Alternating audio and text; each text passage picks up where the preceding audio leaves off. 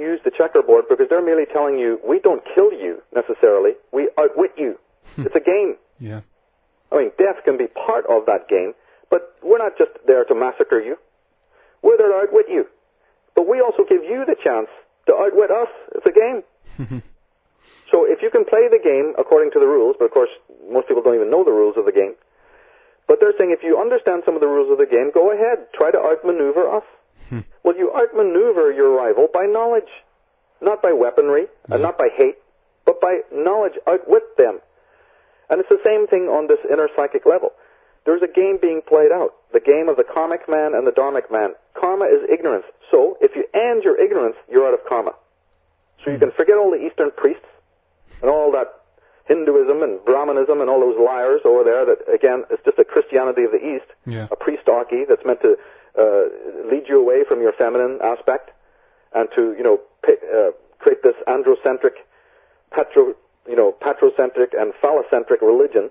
And, of course, they've used these tremendous esoteric concepts to bamboozle people, thinking that, oh, my goodness, I'm a sinner, I'm in karma, so unless I do all these good deeds, unless I relinquish and, live the life of a priest, I'll not be saved. Well, no, it's nothing to do with that. The original karma was just ignorance. But this connects to the guilt complex because the main problem of the world, the main problem of life is that men live these inauthentic lives we've been talking about. But if you live an inauthentic life, let's just say you are living an inauthentic life as opposed to an authentic life. Authentic life is dharma. Authentic life is the man who's passionate about what he's really meant to do, what he's found out what it is that he's meant to do on this planet, and he's living that life. He's passionate about it. It doesn't mean he's enlightened. It doesn't mean that he has a life of pure happiness. No, he suffers immensely. He suffers a great deal. But he's living his passion, like Dali, like Bach, like Escher, you see? Like these individuals who have found what it is that they're meant to do. But then you have the other man who's in ignorance and who's in karma, who's living an inauthentic life, buying into these falsities that the society and the consensus trance, as we've described endlessly. But what we have not gone into is this concept of the guilt complex. If you're living an inauthentic life, you have what is known as a primal guilt complex. And do not mistake this as the normal guilt of your normal moral misdemeanors on a daily level that, happen between people. And then you feel sort of guilty. I'm not talking about conscious guilt over your so-called good and evil acts in the world. I'm talking about a subconscious Freudian guilt that all the psychologists know about. And it's not something that you're consciously aware of, but it does dominate your life. But where does the guilt come from? This is what a lot of people do not explain. It comes from the choice that you make, Henrik, to live as an inauthentic man. It's in the nighttime. It's a choice that you make in the darkness of the subconscious. In the early days of your life, there's a subconscious choice that goes on. When we say, I will not bow to these hypocrites, and I will live as a rebel, well, then you're the man of Dharma, then you're the man of the Holy Spirit, and then you're the man who lives an authentic life. But majority of the human race in this world live an inauthentic life. And from that, it's very, very important to understand what is the child of that inauthenticity. It's the guilt complex, a subconscious form of guilt that is in every single human being you meet, and it's in the eyes of everybody you meet, and it is the glue that holds the cluster together. So we must understand now, and I hope in this show we can get into this, about what is the guilt. Because the guilt has a host of other offspring that we need to know about. So today when you're looking at the denial in the world, and the crime in the world, and the misogyny in the world, and the ecocide, and the brutality towards nature and animals, you see, or just even people say the dumbed downness, and the sense of denial. Yes, but these are all branches of a central trunk, just like a genealogical tree. And if you don't understand what the sun at the top of the tree is, if you don't understand what the ancestors, like in a genealogical tree, all the different families can come off of it, but who is the original ancestor? Well, in the psychic genealogical tree, the great demon at the top that gives birth to all these other factors of existential ruin that you see in the world and may lament and may study and may know about. If you do not know about the inauthentic man and the guilt complex, then you cannot really truly understand or deal with these lower forms of pestilence that exist in the world. So no matter how you try to remedy consensus trance, you see, or stupidity, or ignorance, or vindication, or any kind of dysfunction that you can perceive sociologically or psychologically down the line, unless you understand the nature of the guilt complex and that it comes from a man's decision to live inauthentically. It's based on choice. And then from that comes the guilt complex and the host of other problems that we have inwardly and outwardly. So this is this something then we can change consciously, or how do we kind of change path, to start live I guess then a authentic life? How is that possible? Can we change? That's right. This is the beauty of the conscious mind. So people need to come into a better understanding of their conscious willpower. The whole man changes this dynamic, and his life is a attempt to change this dynamic from the karmic life of ignorance to the dharmic life of awareness, from the world of the guilt complex, because obviously it's an equation. The man who turns on his inauthenticity lowers the pressure of his guilt complex and therefore lives in a completely different way. But let me just go into, I want to really paint a picture of this guilt complex for people. And understand that when we're seeing this loss of identity and this loss of selfhood and the fake allegiances, see all these fake allegiances that we use when we're getting involved with other people, when we run to marriage, when we run into dysfunctional relationships as an escape from ourself, that's a form of authenticity that's causing enormous damage. And again, we are subconsciously guilty from that. We have to understand all the different ways in which we run away from the selfhood. But let me just point out some of the branches that do come off of this tree. At the top of the tree, you have the sun, which is this guilt. But from that, don't you see, comes the justification. Because now that we're in an inauthentic life, the ego then goes, well, then I'll justify that. Here's all the list of reasons why I live an inauthentic life and why I've made that decision.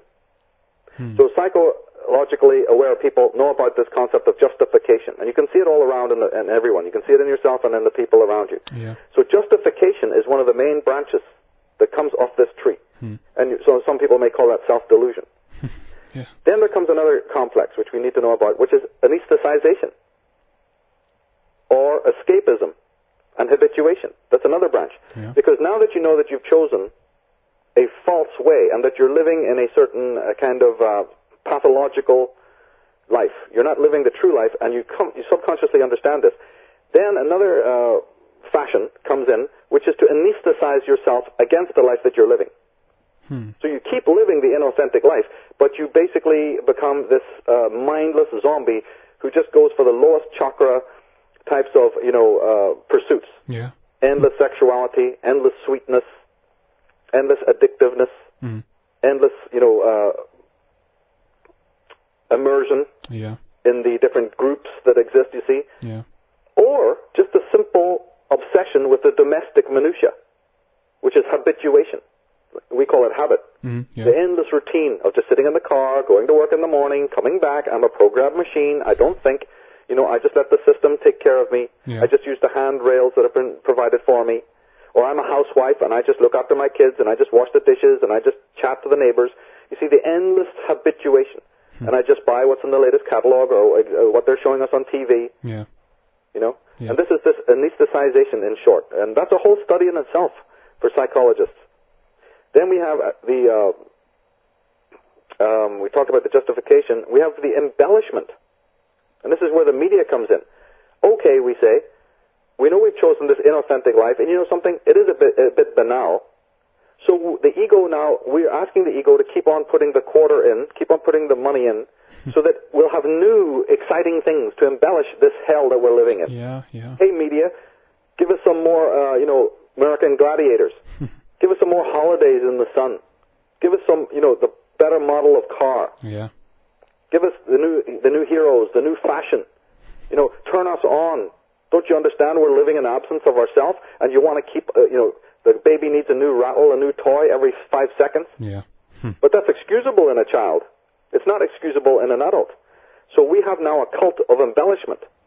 Wall-to-wall inanity being, manufactured at high expense by all the corporations of the world, sort of like in this Blade Runner type existence that we're living.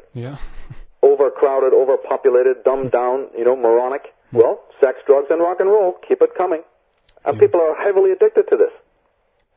There's whole corporations that people work for to embellish the mediocrity of our lives. And another branch, which is very, very important for people to realize, is the clustering effect, the clustering with others. Because if you have guilt, Henrik, and I have guilt, you know, and the guy next door has guilt, and the people at school have guilt, in order to feel some kind of warmth in this inauthentic existence, we cluster with others in the herd way. Just like when you go into the pet store. You ever go to look at a pet store and you go to the rat cage? All the rats are happily sleeping one on top of the other. Right? They don't all sleep in a line, one beside each other. They have a big mountain where all the rats will, you know, climb on top of each other for bodily warmth. Yeah. And that's the collective. That's what human beings do in their energy. They cluster with one another because that gives them the bodily heat, or it gives them the psychic well-being that they don't have individually. And look where we are doing this talk, Christmas. Where do all of these traditions come from? These collectivized, I mean, if people find it hard to understand what it means by clustering and collectivity, look around you right now at this season, right now. I mean, it's lovely and all of that, but let's step back from a moment and look at the reason why people sit around the community table. Yeah. You see, with the dead chicken in the middle. I believe that in Germany they have the Stammtisch, right? Yeah. Concept, which is a wonderful concept where it's very much about the table and everybody sits around, you know. In Denmark, of course, they have that. I believe that in your country, in Sweden, they have the Santa Lucia. Yeah, sure, Sankta Lucia. Right, which is the Festival of Lights. Yeah, sure. Yeah, that's just passed, isn't it? It was December 13th or something? 13th, that's correct, yes. Right, so what is that? I mean, forget a minute for the trappings. Forget a minute about being immersed in its beauty. What is it? It is a way for people to feel that they're connected to other people. A festival of lights. Yeah. Where people come together in some way. The Stammtisch is when people sit around a table with the lager and say, we are together. This table represents our togetherness. Do you know that in, I think it's Thailand, they have a festival called the Loi Krathong. And Loi Krathong is exactly like the Swedish Festival of Nights, of Lights. There's barely a difference. And this is over in Thailand. In India, you have the Diwali festival, in which millions of people gather. You have the Hanukkah, right, for the Jewish people. Yeah. In Ireland, you have the wake, which is often when somebody has died. But the whole idea of the community coming together and crying and mourning and laughing and drinking. In Germany, I believe you have the beer killer, right? Yeah. The concept, again, so if you just look into our world, and look at the sports and the rights, you will understand what this clustering with others is. It's a way to give warmth to the inauthentic man. And then further down the tree, we have, of course, the denial and the self-hate. You know, again, all of these are emanations of and depression, and we also have the projection onto other people, which I spoke about a lot in the LA talk, about that once you're in an inauthentic life, you have to blame others now, not yourself, for the choices that you've made. All the way up even the political ladder. Yeah. And we have the defense complex. So a lot of things that people know about and that psychologists have to treat. But again, I want people to really pay attention to the fact that all of these are offspring of a central complex that is unconscious. It's the guilt complex. And from that also comes this escape from responsibility.